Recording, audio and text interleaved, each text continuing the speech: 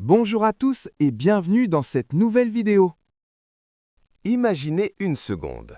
Comment une simple punaise, avec toute la force de votre pouce, peut-elle traverser ce bois si facilement?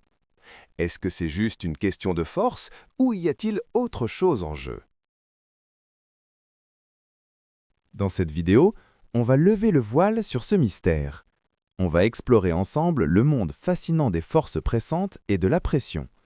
On découvrira pourquoi un sol sablonneux s'affaisse, comment les solides transmettent les forces et le secret bien gardé des instruments tranchants comme les couteaux et les punaises. Prêt à devenir incollable sur les secrets de la physique et à impressionner tes camarades? C'est parti! On s'est déjà demandé comment un couteau super bien aiguisé peut trancher une tomate sans effort, ou comment des skis nous permettent de flotter sur la neige. Eh bien, ces situations qui n'ont à première vue rien à voir sont en fait liées par un seul et même principe physique.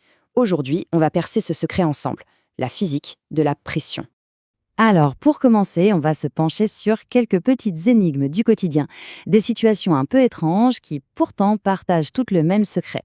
Première énigme, un grand classique de la cuisine. Pourquoi un couteau bien aiguisé coupe si bien? On applique la même force et pourtant, avec la lame affûtée, ça tranche net, alors que la lame émoussée, ça écrase tout. Clairement, la force seule ne suffit pas à tout expliquer. Il faut bien voir que la force qu'on met sur le couteau est la même dans les deux cas. Mais le résultat, lui, est radicalement différent. Donc, il y a forcément autre chose en jeu que juste la force brute. Deuxième énigme. Direction la montagne.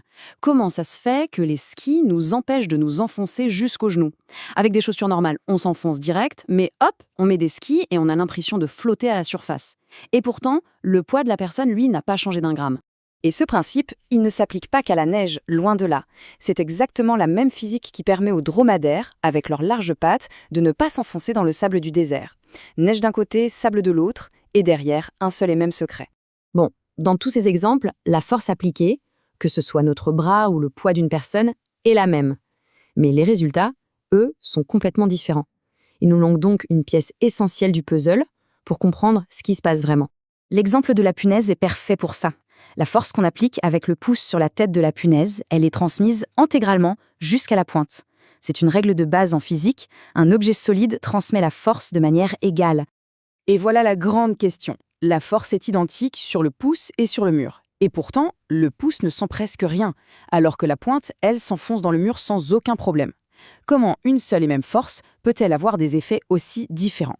Eh bien, cet élément qui nous manquait, cette fameuse clé pour résoudre toutes nos énigmes, c'est un concept tout simple, la pression. C'est elle qui va tout nous expliquer. Cette petite expérience, c'est l'illustration parfaite.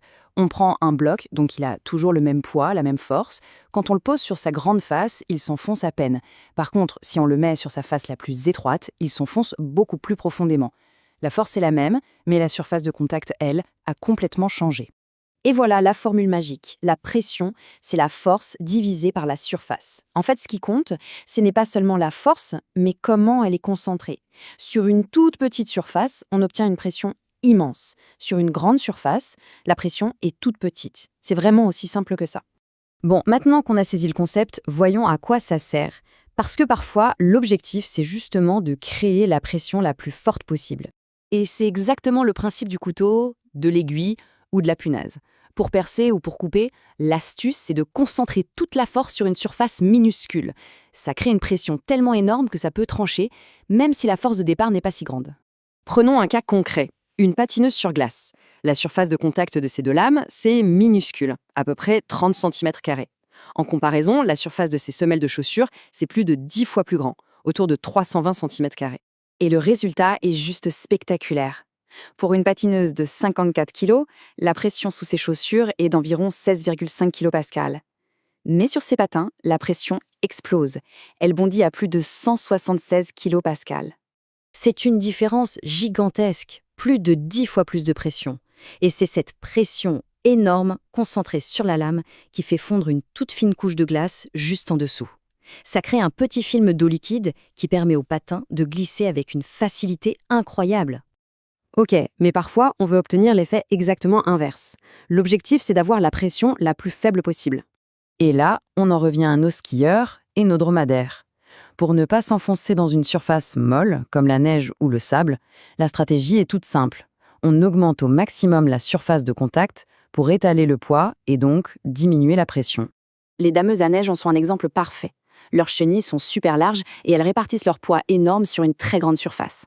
Ça réduit tellement la pression au sol qu'elles peuvent rouler sur la neige sans s'enfoncer, ce qui serait impossible avec des roues normales. D'ailleurs, il y a une astuce super ingénieuse dans les rallyes dans le désert. Les pilotes dégonflent un peu leurs pneus quand ils arrivent sur le sable. Un pneu moins gonflé va s'aplatir davantage, ce qui augmente sa surface de contact au sol.